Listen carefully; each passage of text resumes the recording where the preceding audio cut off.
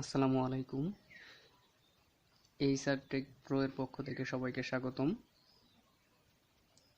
এ পর্বে যে টপিকটি নিয়ে আলোচনা করা হবে সেটি হলো সংখ্যা পদ্ধতি বা নাম্বার সিস্টেমের বাইনারি থেকে অক্টাল সংখ্যায় রূপান্তর। তো বাইনারি থেকে অক্টাল সংখ্যায় রূপান্তর এটা হলো বাইনারি সংখ্যা পদ্ধতি। এখান থেকে রূপান্তর করতে হবে অক্টাল সংখ্যা পদ্ধতিতে। তো বাইনারি সংখ্যা থেকে অক্টাল সংখ্যা পদ্ধতিতে রূপান্তর করার সময় এই বাইনারির যে মানটা থাকবে সেই মানকে 3 বিট ধরে হিসাব করলে আমাদের মানটা বের হয়ে আসবে, অক্টাল মানটা বের হয়ে আসবে। তাহলে আমরা যদি 3 বিট ধরে হিসাব করি তাহলে 0 1, তাহলে 1 2 3 বিট, এখানেও 1 2 3 বিট। তো 3 বিট ধরে যদি আমরা হিসাব করি তাহলে এর মান আসে কত, এর মান আসে কত সেটা আমরা বের করে নেব। তাহলে আমরা আরেকটা মেথডে বের করতে পারি, সেটা হলো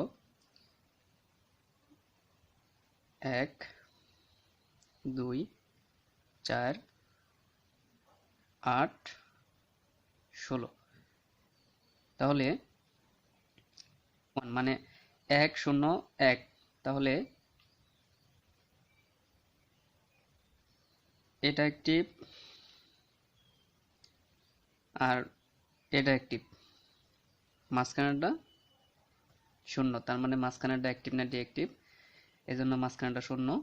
তাহলে এটা 1 8 4 5, তাহলে এর মান আসে 5।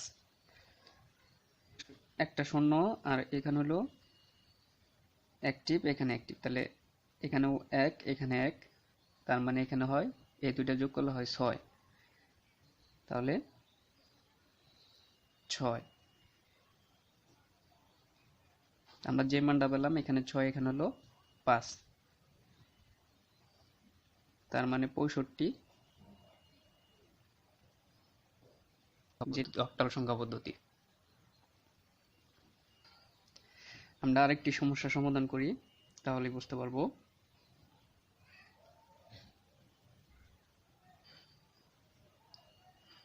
0 0 1 0 1 0 0 বাইনারি থেকে অক্টালে রূপান্তর করতে হবে। তাহলে এখানেও 3 বিট দ্বারা হিসাব করব আমরা। এখানে আছে কয়টা, 1টা 2টা 3টা 4টা 5টা 6টা 7টা 8টা, যে আমরা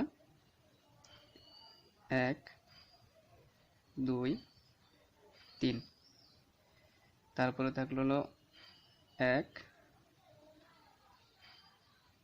3, তারপরে 0। এখানে 3 বিট করে নেওয়ার পরেও দেখা যাচ্ছে যে এখানে 2 বিট বেশি হয়।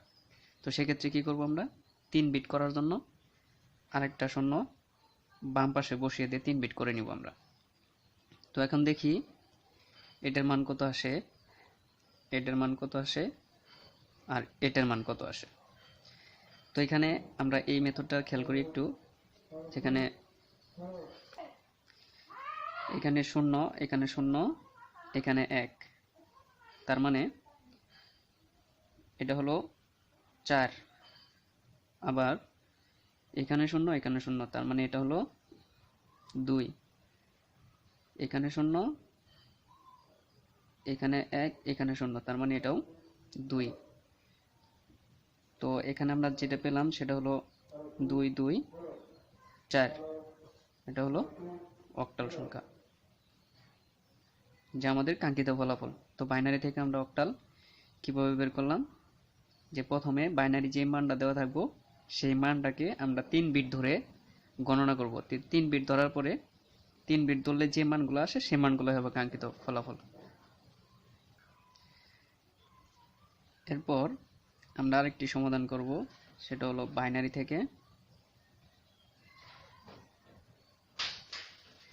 থেকে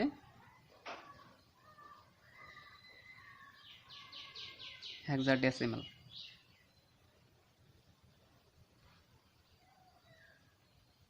বাইনারি থেকে হেক্সাডেসিমাল। তাহলে একটা বাইনারি মান আমরা নেই।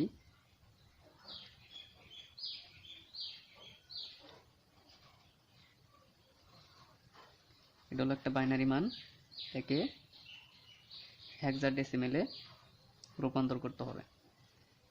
তো হেক্সাডেসিমেল, বাইনারি থেকে হেক্সাডেসিমেলে যখন আমরা রূপান্তর করব তখন এই বাইনারি যে মানগুলো দেওয়া থাকবে সেই মানগুলোকে 4 বিট ধরে তারপরে হিসাব করব। তো 4 বিট ধরে, সরাসরি 4 বিট ধরে যে মানটি আসবো সেটি হলো মূলত হেক্সাডেসিমাল সংখ্যা পদ্ধতি। তো এখানে 4 বিট ধরে যদি হিসাব করি তাহলে তার আগে দেখি কয়টা আছে। এখানে 1 2 3 4 5 6 7 8, তার মানে 8টা করে আছে, 4টা করে লিখলে কোনো সমস্যা নাই। তো 1 2 3 4 1 1 0। এখন 4 বিট ধরে যদি আমি হিসাব করি, 4 বিট ধরে যদি হিসাব করি তাহলে এখানে প্রথমটা 0, শেষেরটা 0। তাহলে আসে এখানে 6, এরপর এখানে অ্যাক্টিভ, এখানে অ্যাক্টিভ, তাহলে হলো 3 আর 8, 3 আর 8 হলো 11। এখন আমরা যে মানটি লিখতে পারি সেটা হলো যে 11কে আসলে বি দ্বারা প্রকাশ করা হয়, আর এখানে 6। তাহলে এটা আমরা পেলাম কি হেক্সাডেসিমাল সংখ্যা পদ্ধতি। তো বাইনারি থেকে অক্টাল যখন নির্ণয় করব তখন 3 বিট ধরে নির্ণয় করব, আর বাইনারি থেকে যখন হেক্সাডেসিমেলে রূপান্তর করব তখন বাইনারি মানটিকে আমরা 4 বিট ধরে তারপর নির্ণয় করব। তো এরপর আমরা অক্টাল থেকে বাইনারি সংখ্যা রূপান্তর করব। এর আগে যে সমস্যাগুলো সমাধান করলাম সেটা হলো বাইনারি থেকে অক্টাল, কিন্তু এখানে অক্টাল থেকে বাইনারি। তাহলে অক্টাল যে মানটা দেওয়া থাকবো, যেমন অক্টাল, যেমন এটা একটা কি অক্টাল, একে বাইনারিতে কনভার্ট করতে হবে। তাহলে এই মানটাকে আমরা 3 বিট রেজিস্টারে সাজাইতে পারি। তাহলে 3 বিট ধরে যে মানটা আসবো সেটাই বাইনারি মান। তাহলে এখানে আমরা সাজাইতে পারি এইভাবে 2 4 8 16। তাহলে 5 হইতে এখানে এটা অ্যাক্টিভ লাগে, এটা অ্যাক্টিভ লাগে, তার মানে এই পাশে 1, এই পাশে 1, মাঝখানে 0। তাহলে 101, এখানে 7 হইতে লাগে 2 2, দুইটা অ্যাক্টিভ, তিনটা অ্যাক্টিভ, তাহলে 1 1।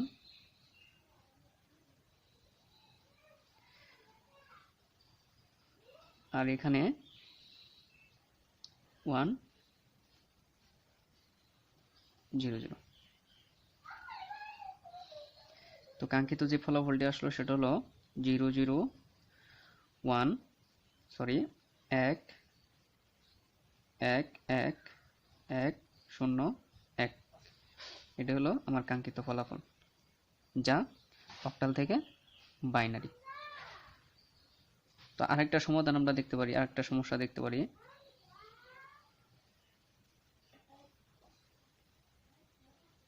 এটা হলো অক্টাল মান আর এটা হলো বাইনারি।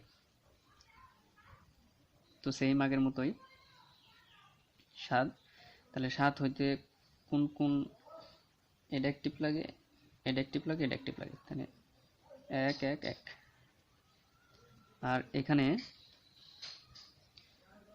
2 হতে হলে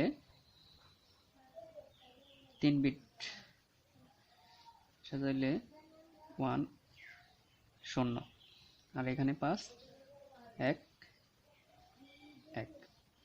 তাহলে যে মানটা আসে সেটা হলো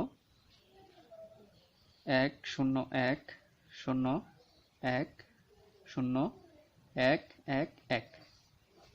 এটাই হলো আমার কাঙ্ক্ষিত ফলাফল। আসলে কঠিন কিছু না, একটু ভালোভাবে বুঝলেই সব কিছু সমাধান করা সম্ভব। তো আজকে এ পর্যন্তই। ধন্যবাদ সকলকে।